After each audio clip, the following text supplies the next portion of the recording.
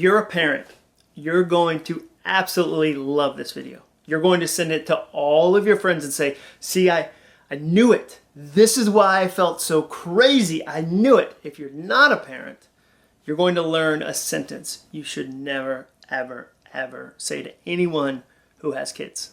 So what's the sentence? Well, before I jump in, go ahead and hit that subscribe. It's the best way to make sure you never miss any of my fresh new videos just like this one. So go ahead and subscribe. I'll spin around in my chair and give you a minute to subscribe. Ready? Let's see.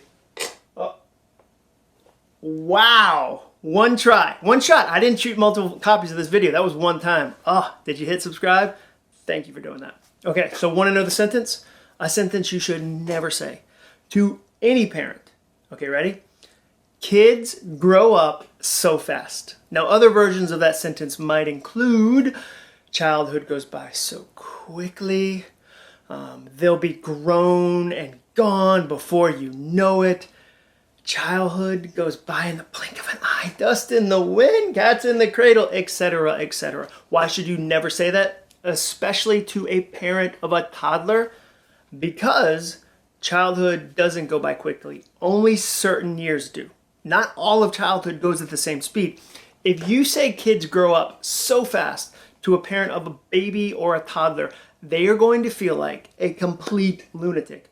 Because those days, the days they're in right now, are endless. When your kid is 0 to 3 years old, every day feels like 19 years long.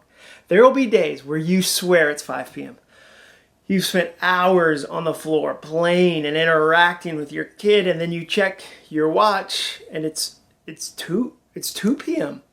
It's 2 p.m. too early to put a kid down for bed. Is that bad? And they don't even help out much at that age. Remember how excited you were when your baby finally started hooking their little arm around your arm when you would hold them? Do you remember that? Or their legs? It was like they took 11% of the weight off you. Like a sack of potatoes finally contributing just a little bit, just a smidge. Those days are long. And then they drop their second nap. No, God! What a terrible garbage day that is. I had the worst attitude when my kids dropped one of their naps. I threw such a fit. Oh, I was such a baby about it. My wife said, hey, they only take one nap every day now. And I said, did we get a vote on that? Do we get a say in that? Because I had some stuff planned for Saturday. I really did. 0 to 3 is endless. 4 to 6-year-old, they get a little bit faster because they become more independent. They can put on their own shoes. What a glorious day that is. It's so awesome. They start having their own friends and some interests start to develop. So it's getting a little faster. Kindergarten through 5th grade gets even faster. There are sleepovers and play dates. They can ride a bike. They start doing a sport and doing more after-school activities. The calendar starts to get a little bit fuller. 6th to 8th grade, the calendar is spinning and spinning and spinning as they get more serious about their friendships, their phones, their video games, etc. There's a lot of things that start vying for their attention. And then the high school years, those whip by. 9th grade to 12th grade is a blur. They don't even need you to drive them places anymore. They don't even need you for that. And now I know, if you have a young kid right now, you think you won't miss carpools and caravanning and transporting them all over town. I know you don't think you'll miss it, but I promise you will. Every Sunday night, I used to drive my oldest daughter to her small group. And it was a chance for us to connect. 30 minutes there, 30 minutes home. We used to do that every Sunday night. Now, she drives herself.